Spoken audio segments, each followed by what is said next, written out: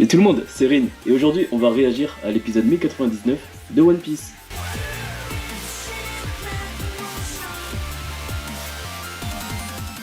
Alors dans l'épisode précédent, on en apprend plus sur le robot géant qui n'est pas une création de Vegapunk, mais il provient du siècle oublié et il a attaqué il y a 200 ans Marijoa. Pendant ce temps, on a le CP Aegis 0 mené par Lucci qui est arrivé à l'île d'Egghead. Il s'apprête à lancer l'assaut. Et enfin, on en apprend plus sur les objectifs du Dr Vegapunk qui est de créer un cloud mondial, mais son but est aussi de créer une énergie infinie de par le monde pour que chacun puisse avoir accès à cette énergie et à cette bibliothèque pour augmenter leur savoir, mais aussi pour réduire les guerres d'appropriation d'énergie. Bref, sans plus tarder, place à la vidéo réaction de l'épisode 1099 de One Piece. 何を言っても無駄なようね。どうするレッチ仕方ない総員船を乗り捨てる準備をしろセラフィムエスベアの能力によりエッグヘッド島内へ飛ぶ Ouais, c'est vrai que s'il a la même faculté que Kuma, il peut directement aller sur l'île en fait.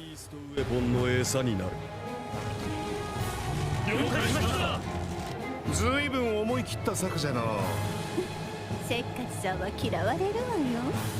海の木図になりたいのなら好きにしろあら怖い。やれ Son pouvoir est vraiment cheaté. Il peut passer n'importe quelle barrière grâce à ça. Je pense.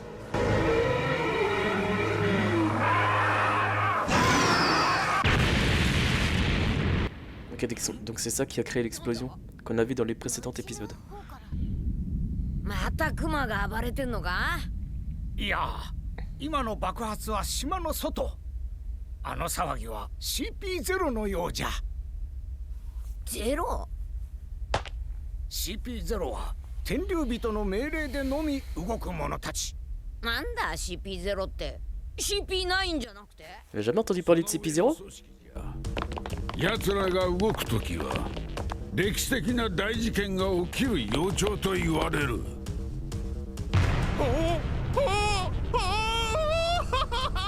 素晴らしいなんちゅう未来都市 Il est comme un enfant Kaku.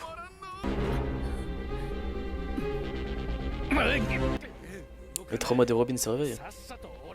解放しろロビンちゃんには指一本触れさせねえ。アトラスはラボへ引かせろセラフィム出撃準備指揮は戦闘丸に Santomaru, il était déjà sur l'île. エネルギー充填開始。96。 Attends, mais il débarque d'où Santomaru? 99。シグナルオールグリーン。各駅展開します。 Attends, on a qui comme Séraphim ici? On en a 3?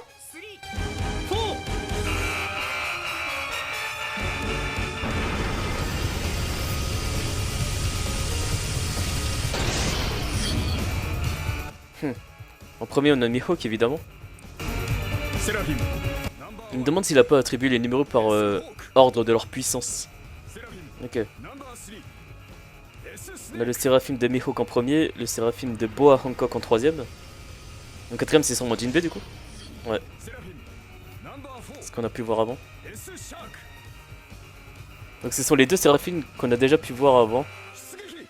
Ah, Amazon Lily. 頭面白いからいいか。選考基準。ペペペペペ。やはり私の目に狂いはなかった。 C'est comme ça que chaque membre de l'équipage a rejoint l'équipage. 戦場になる。雲の上のラボフェーズにボニーを連れてきてほしい。なあいいぞ。お前さんたちはファビリオフェーズにある真空ロケットを使ってきて。 C'est vrai que j'ai l'impression que Kuma il a eu ses crises dès que Bonnie est tombée inconsciente. 一刻も早く頼むぞ。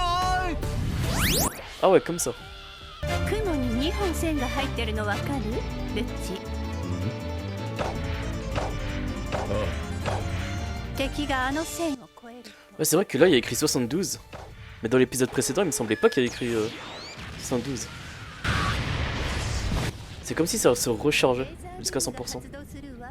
これはフロンティアドームといってラボフェーズを取り囲む迎撃システム。 Donc c'est un système de sécurité qui protège de n'importe quelle intrus. ことね。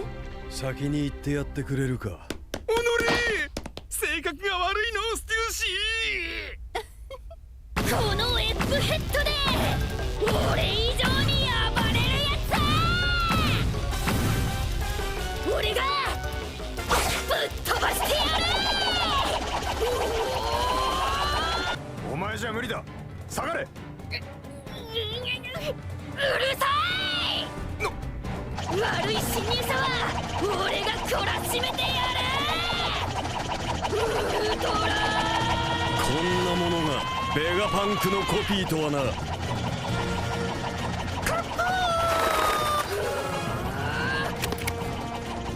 遊びじゃねえんだよ。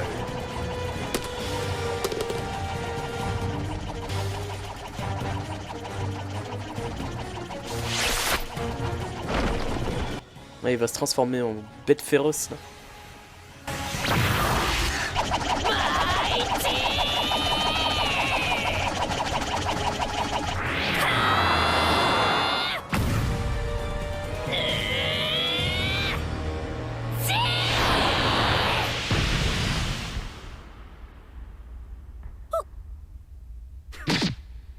Ouais, le Rankiyaku là, machin. Ouais, ouais, c'est bien. Ah, elle a pris cher. Oh non! Il lui a démoli la cervelle. 容赦ないの。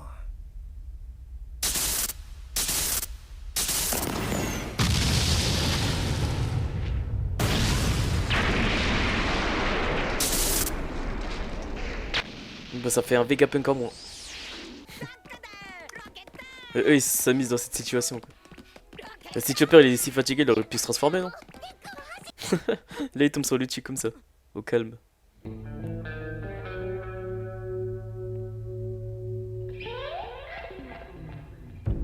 Mugiwara。鳩のやつ。政府の島だぞ。あ、確かに。おかしいの俺たちの方だ。なんと忌々しい。麦わらの一味か。ジュエリーボニーもおる。まとめて始末できれば万々歳。Si seulement vous arrivez à leur cheville. 麦わらが四皇になった以上、上の許可なく戦えんぞ。そうね。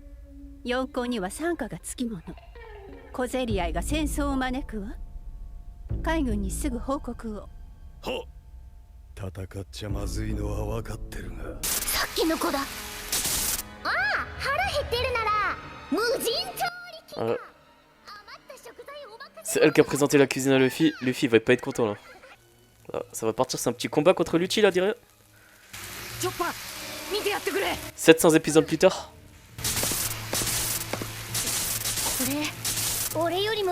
Luffy qui avait galéré contre Lucci, mais qui a fini par lui mettre une dérouillée. Que va-t-il en être maintenant qu'il est devenu empereur et qu'il maîtrise le haki? 口を挟むなよ。政府内の問題だ。お前たちが何する気でここに来たのか知らねえけど、俺たちはこいつに飯食わせてもらったんだよ。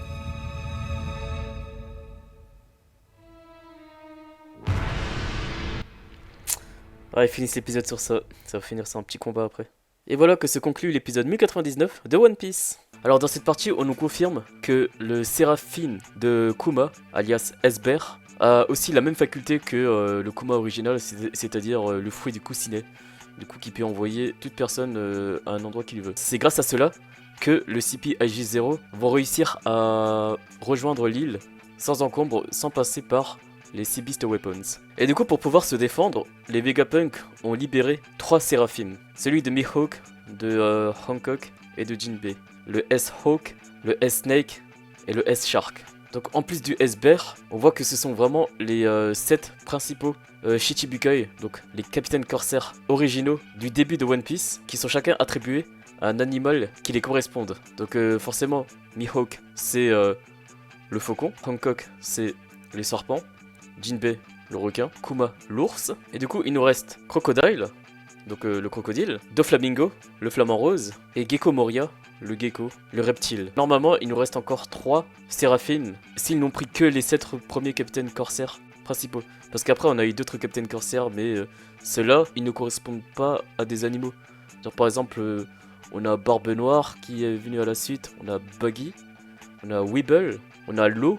Donc je me demande s'ils vont s'en tenir aux 7 Capitaines Corsaires principaux qui sont attribués à des animaux, ou s'ils vont faire tous les Capitaines Corsaires. Alors là on a Kaku qui essaye de passer le Frontier Dome, qui se trouve au sommet d'Egghead, là où il y a le Punk Records d'ailleurs.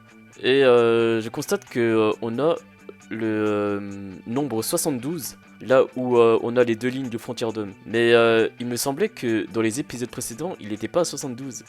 Et j'ai l'impression qu'au fil des épisodes, ce nombre se recharge jusqu'à peut-être atteindre 100 voire plus. Et je me demande ce qui arrive une fois que le nombre est à son maximum, sachant que là, c'est déjà un dispositif sécuritaire qui attaque toutes les personnes qui entrent par effraction, comme le fait Kaku à ce moment-là.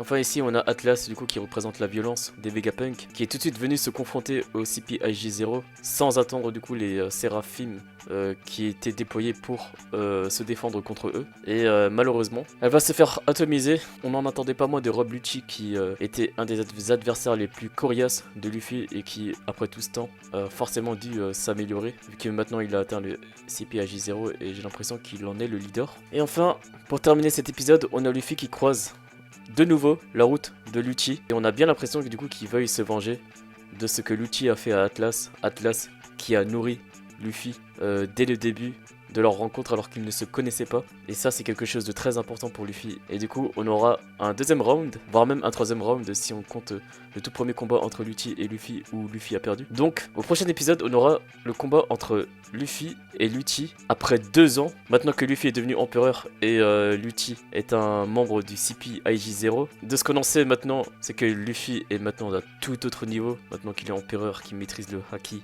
qu'il a détruit un empereur. Là je pense que Lucci n'a vraiment aucune chance. Mais bon, ça va faire plaisir de voir l'évolution qu'ont eu les deux personnages et comment un a pris l'ascendant sur l'autre. Bref, c'était tout pour aujourd'hui. J'espère que l'épisode vous aura plu. En tout cas, n'hésitez pas à vous abonner et à liker. Et je vous remercie de me suivre jusqu'ici. Allez, on se retrouve pour le prochain épisode. Jusque là, portez-vous bien et on se dit à la prochaine. Allez, ciao!